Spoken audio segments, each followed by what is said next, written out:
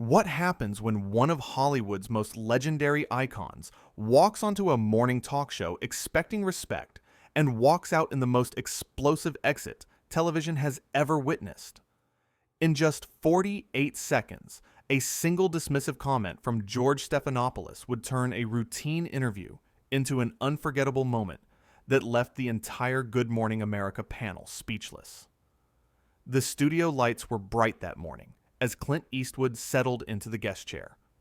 The legendary actor and director had come to discuss his latest film project, a passion piece he'd spent years developing. Robin Roberts sat to his left, her warm smile welcoming. Michael Strawn occupied the far seat, looking relaxed. And then there was George Stephanopoulos, seated directly across from Eastwood, papers shuffling in his hands with that practiced television confidence. "Mr. Eastwood, thanks for being here," George began, but something in his tone already carried an edge. Not quite hostile, but not quite friendly either. It was the voice of someone who thought they had the upper hand. Clint nodded slowly. "Happy to be here." George glanced down at his notes, then back up with a tight smile. "So your new film, it's about military veterans, correct?" "That's right," Clint said. "It tells the story of men who served their country and the struggles they face coming home. Real stories. Real people." George leaned back in his chair. "You've always had this thing about patriotism, haven't you? This obsession with American masculinity and the military." Robin's head turned sharply toward George. You could see the concern flash across her face. Clint's expression didn't change. "I wouldn't call honoring veterans an obsession." "Well," George continued, waving his hand dismissively, "some critics might say you're stuck in the past, that your movies glorify violence and outdated ideals. Don't you think cinema has moved beyond these simplistic narratives?" The air in the studio shifted. Michael Strawn shifted uncomfortably in his seat. Robin's mouth opened slightly, as if she wanted to interject, but couldn't find the words. Clint's jaw tightened, just barely. "Simplistic. That's an interesting word choice." "I'm just saying," George pressed on, clearly enjoying himself now. "The world has changed. We're in a different era. Maybe these tough guy stories, these tales of soldiers and cowboys, maybe they don't resonate anymore. Maybe they never really did except with a certain demographic." "George," Robin finally cut in, her voice carrying a warning tone, "I think—" But George wasn't finished. "I mean, when was the last time you made something truly relevant? Something that speaks to modern audiences instead of nostalgia?" Clint sat perfectly still. His eyes, those famous eyes that had stared down countless villains on screen, fixed on George with an intensity that could freeze water. "You want to talk about relevant?"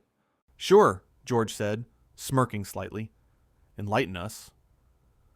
"These men and women I'm making this film about," Clint said, his voice low and controlled. "They put their lives on the line. They sacrifice everything.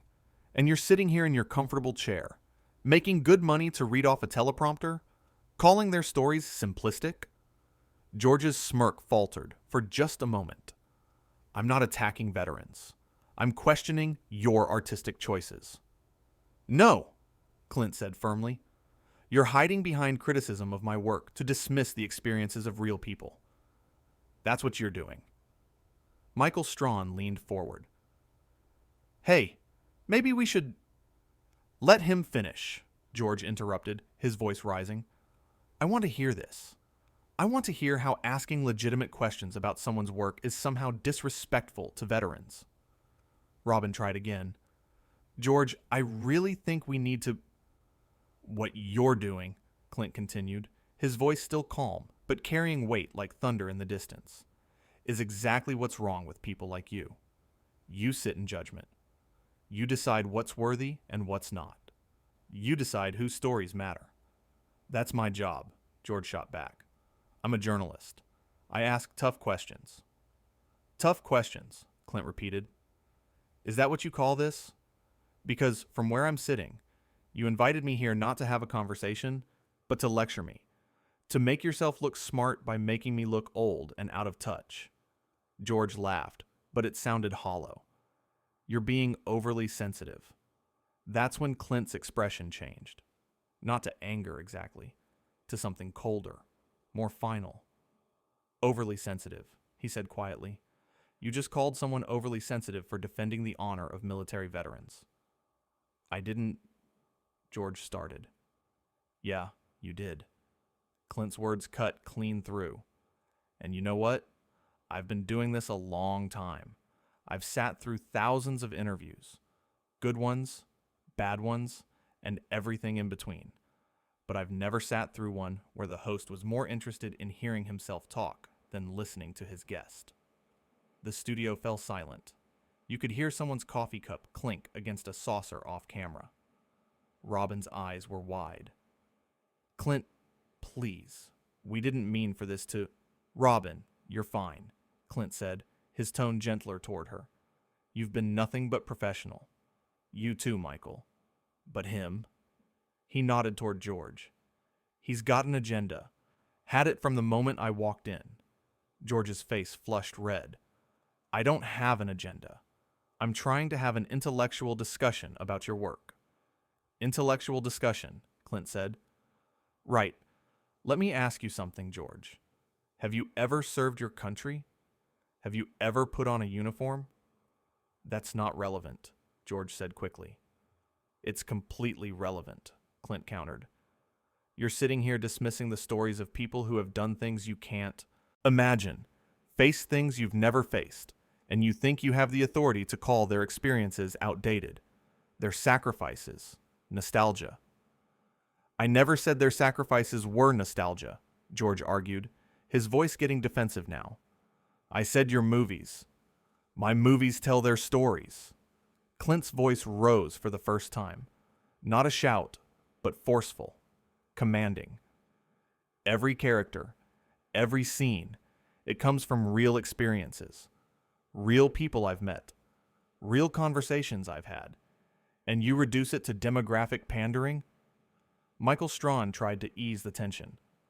Look, I think we all respect what you do, Clint. Your work speaks for itself. Michael, I appreciate that, Clint said. But this isn't about my work anymore. This is about respect. Basic human respect. And your colleague here doesn't seem to understand that concept. George stood up slightly in his chair, his body language becoming more aggressive. Now wait just a minute. You don't get to come on this show and attack me personally. Attack you? Clint's eyebrows raised. You've spent the last 10 minutes attacking everything I stand for, everything I create, and the people whose stories I tell. But the moment I push back, I'm attacking you? You're twisting my words, George said. No, I'm repeating them back to you, and you don't like how they sound. Robin jumped in again, her voice pleading now. Gentlemen, please, we can have a civil conversation about this. Can we, though? Clint asked, looking at Robin with genuine curiosity. Because it seems like civility only goes one direction on this show. He gets to say whatever he wants, but the guest is supposed to just smile and take it. George slammed his hand on the desk. Not hard, but enough to make a point. I have every right to ask challenging questions. That's what good journalism is. Good journalism, Clint repeated, shaking his head slowly. Good journalism is asking questions that seek truth. What you're doing is performing. You're trying to score points, trying to make me look bad, to make yourself look good. And honestly, it's embarrassing to watch. Embarrassing? George's voice cracked slightly with indignation. You think I'm embarrassing? I think you're more concerned with your image than with having a genuine conversation. Yes. The camera cut to Robin, who looked like she wanted to crawl under the desk. Then to Michael, whose jaw was clenched tight. You know what? George said, his voice dripping with condescension now. Maybe you are too old for this. Maybe you can't handle modern media. We're not all going to softball you just because you're Clint Eastwood. The words hung in the air like smoke after a gunshot. Clint went very still. When he spoke again, his voice was quiet. Dangerously quiet. Too old for this. There it is. That's what you've been dancing around this whole time, isn't it? You think because I've been around a while, because I come from a different generation, that my perspective doesn't matter, that I'm some relic you can patronize on live television. That's not what I said, George backpedaled. It's exactly what you said. And you know what the sad part is? You probably don't even realize how disrespectful you're being. You think you're being edgy, progressive, challenging the establishment, or whatever story you tell yourself. Robin tried once more. Clint, George, can we please just... But really, Clint continued, ignoring the interruption, you're just being small. Small-minded, small-hearted. You invited a guest onto your show, and you've done nothing but try to diminish him from the moment he sat down. I asked legitimate questions about your work, George insisted, but his voice had lost its earlier confidence. No, you made assumptions. You made judgments. You wrapped them up in questions. But they weren't questions. They were attacks. And then, when I defended myself and the people whose stories I tell, you acted like I was out of line. Michael Strawn cleared his throat. Look, I think maybe we got off on the wrong foot here. Why don't we start over? Clint, tell us about the film. What inspired you to make it? You know what, Michael, Clint said, and something in his tone made it clear what was coming next. I appreciate you trying. You're a good man. But I don't think I want to talk about my film anymore. Not here. Not with him sitting there waiting to twist every word I say into something ugly. George's eyes widened. You're being ridiculous. Am I? Clint stood up. Not quickly. Not dramatically. Just stood up with that same measured calm he'd maintained throughout. I came here in good faith. I came here to talk about something I care deeply about. A project that honors people I respect, and I've been met with nothing but contempt. Sit down, George said. We're in the middle of a segment. No, Clint said simply. I don't think I will. Robin stood up too, her hands out in a placating gesture. Clint, please, don't leave like this. We can fix this. We can have a real conversation. Robin, you seem like a lovely person. But I'm done. I'm not going to sit here and be disrespected on live television by someone who thinks asking gotcha questions makes him important. George's face was bright red now. You can't just walk off the set. We have 6 more minutes of airtime. Then fill it, Clint said, reaching up to remove his microphone. I'm sure George has plenty more opinions he'd like to share. He certainly hasn't let me get many words in. This is unprofessional, George sputtered. Clint paused, holding the microphone in his hand. He looked directly at George. You want to talk about unprofessional? Unprofessional is ambushing a guest. Unprofessional is using your platform to grandstand instead of engage. Unprofessional is saying someone is too old for modern media on live television. I didn't mean it like that, George said weakly. Yes, you did. You meant it exactly like that. And that's fine. That's your choice. But it's also my choice whether I sit here and take it, and I choose not to. Michael Strawn stood now too. Clint, man, come on, don't do this. Michael, I respect you. I really do. But I respect myself more, and I'm not going to compromise my self-respect just to make good television. George tried one more time, his voice taking on a pleading quality now. If you walk off, you're going to look bad. People will think you can't handle tough questions. Clint smiled for the first time since the interview started. It wasn't a warm smile. George, let me tell you something. I've been in this business longer than you've been alive. I've been loved. I've been hated. I've been praised. I've been criticized. And through all of it, I've learned one very important lesson. What other people think of me is none of my business. I know who I am. I know what I stand for. And I know I don't have to sit here and listen to you. He set the microphone down on the chair. But the veterans, George said desperately. Don't you want to talk about the veterans? Isn't that why you came? I came to talk about the veterans, Clint agreed. But you made it clear from the start you weren't interested in that. You were interested in making me look foolish. Well, congratulations. You've succeeded in something. Just not what you intended. Robin had tears in her eyes now. Please don't leave angry. I'm not angry, Robin. I'm disappointed. There's a difference. I expected better. I expected a conversation. I got an ambush instead. He turned to walk away from the set. George's voice followed him. You're going to regret this. Walking off like a child who didn't get his way. Clint stopped, turned back. A child. First I'm too old. Now I'm a child. You really can't help yourself, can you? I'm just saying. No, I know what you're saying. You're saying that anyone who doesn't let you walk all over them is childish, that standing up for yourself is immature, that having boundaries is weakness. Well, let me tell you something. The real weakness is needing to tear other people down to feel important.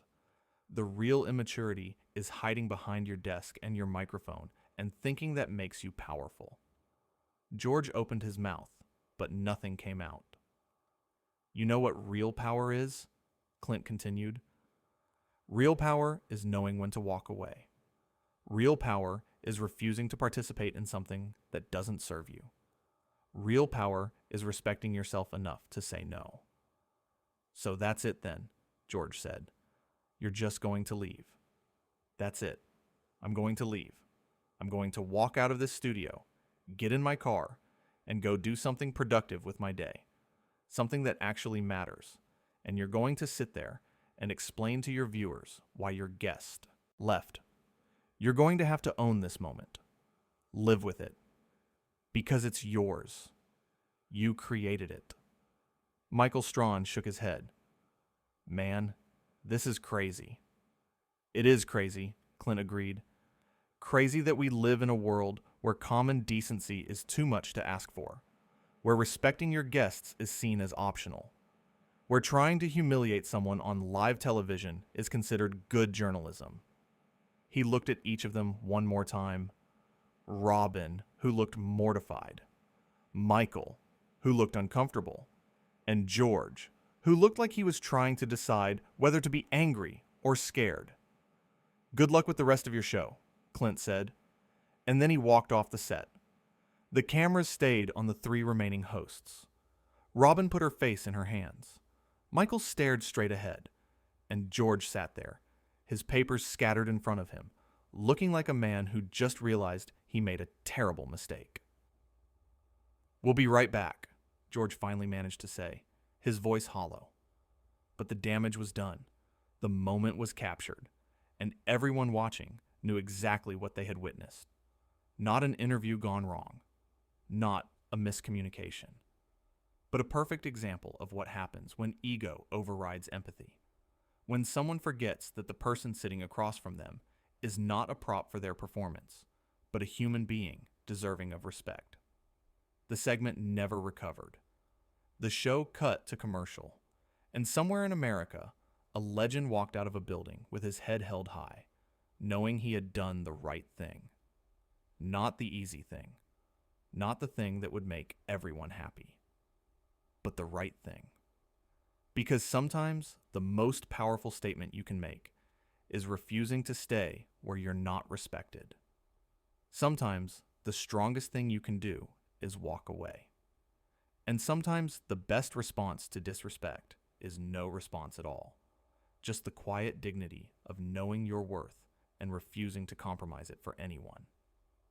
That morning, television viewers witnessed something rare. Not a celebrity tantrum, not a diva moment, but a masterclass in self-respect, a lesson in boundaries, a reminder that no amount of fame or opportunity is worth sacrificing your dignity. And as the studio crew scrambled to figure out how to fill the remaining airtime, as producers panicked in control rooms, as social media began to explode with reactions, one thing became crystal clear. George Stephanopoulos had started the interview thinking he was in control, thinking he could push and prod and challenge without consequence, thinking his position as host gave him power over his guest. But Clint Eastwood had reminded him of a fundamental truth.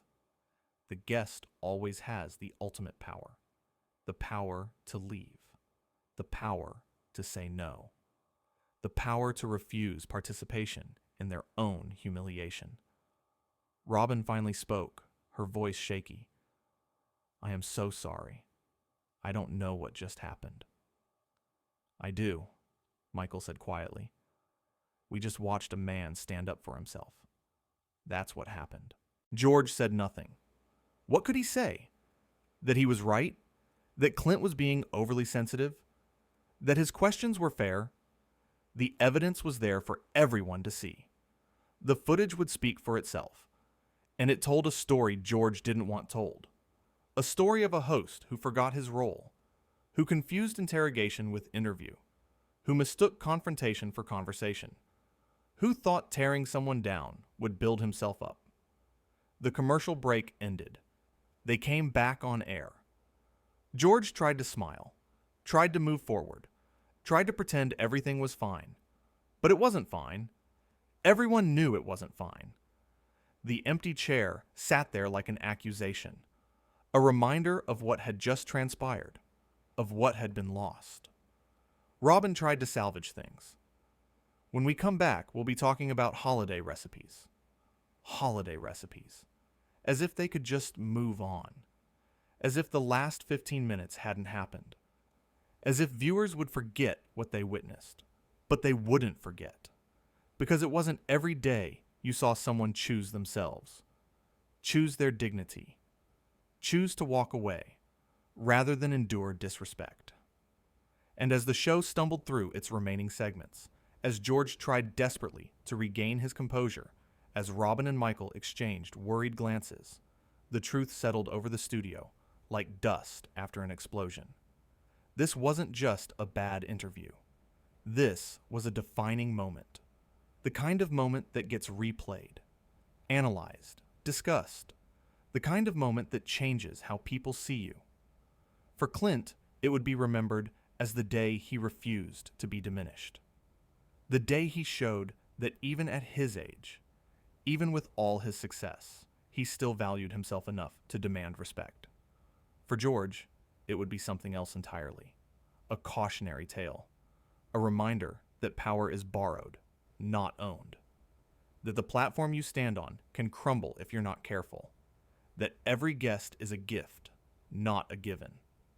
The show ended, the crew dispersed, and somewhere, in an office or a car or a quiet room, Clint Eastwood moved on with his day. Unbothered, unshaken, certain in the knowledge that he had done exactly what needed to be done. Because respect isn't negotiable. Dignity isn't optional. And sometimes the most important word you can learn to say is no. What happened in those final moments before he walked off wasn't just about one interview. It was about a lifetime of knowing your worth. About refusing to accept less than you deserve. About understanding that some battles aren't worth fighting because the real victory is in the walking away. George would have to live with this, would have to answer for it, would have to explain why his guest left, why the interview failed, why he pushed when he should have listened. And he would learn, perhaps too late, that being a good host isn't about being the smartest person in the room. It's about making your guest feel heard, valued, respected.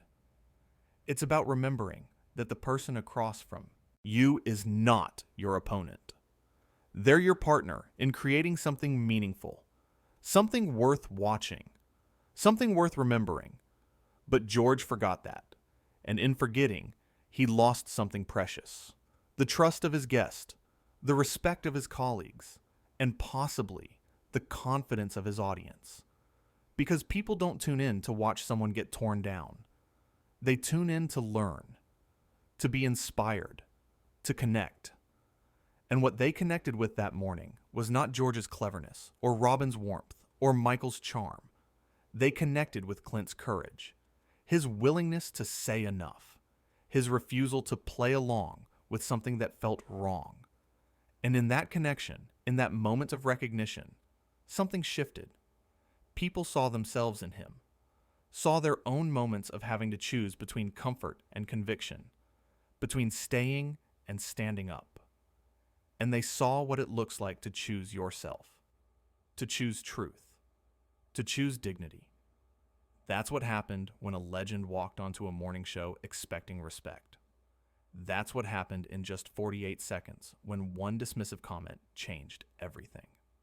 That's what happened when George Stephanopoulos learned that some guests cannot be controlled, cannot be diminished, cannot be broken.